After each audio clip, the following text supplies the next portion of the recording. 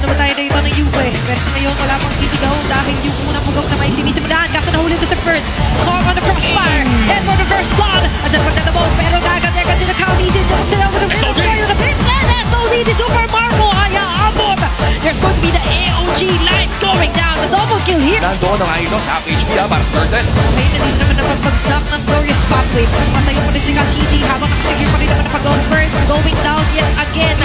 Another arrow hitting on the Caldizi. At napakita follow here para kay Edward. Si Owen naman ang kanilang pababagsakin na. Factor kasi for Team Falcons is that dito pa nakikita magandang semi umbrella. Yun yung overturn na combo. Pero grabe yung chase down dito kay Caldizi. Nilatagan pa ka na red carpet. Makakataas pa na DOG. Mga dito pa yung Owen. Naman ang flow. There's going to be a ton. And you with the umbrella. Taking down Demon Kyle. Edward gaganti naman. It's going to be a killing spree. First right run away. Nandiyan yung abisang pa. Sinalubo. Pinakain. Pero mukhang magpo-contest ng goal dito, Team Falcons. Okay, sa agad mahahatak si Ferds ang mapupunuhan. In an instant. Ay, aabutan ko rin naman ng araw din ang Beetle Trap here. Magkakakinuwa naman double kill. Caldizi from the back. Hindi mo kaya pero hindi niya kakanyanin. Wanna protect, wanna save it, wanna kill here for Ogro. It is going to be very difficult. Oh my God. Mas difficult to. Tanggal agad si Caldizi.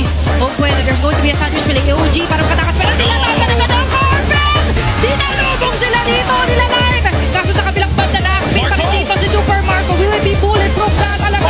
Kasi lang na ng Spirit Beast. Hindi na ako sa padera. Pero sila mauntong papulik sa kanilang bus. Falcons, nahanap si Super Marco down to having Caldizi. Okay, Caldizi, do you wing at the ball? Action na dito. Oh my God!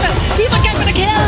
Habang sa pinakalikod ng mapakakawal pa rin si Birds. Andiyan yung mga yo-yo blitz. No way!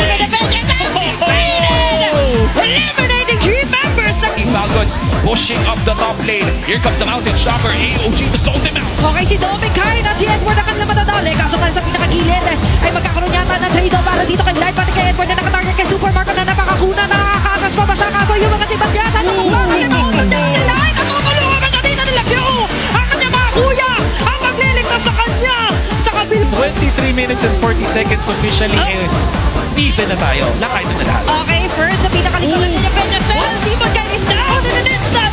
Light mabibinit rin na kanya na battle. Kahit na naglabay siya na forward para sila pa. Ang winelcome dito ng Team Falcons. Edward and Pew ng palitan. Pero meron pa na mga libertali dito. And a shutdown double kill here for Caldizi. A wipe out laban sa Aurora. At mukhang mas malakas niya ang comeback sa setback dahil tatapusin na ng Falcons to.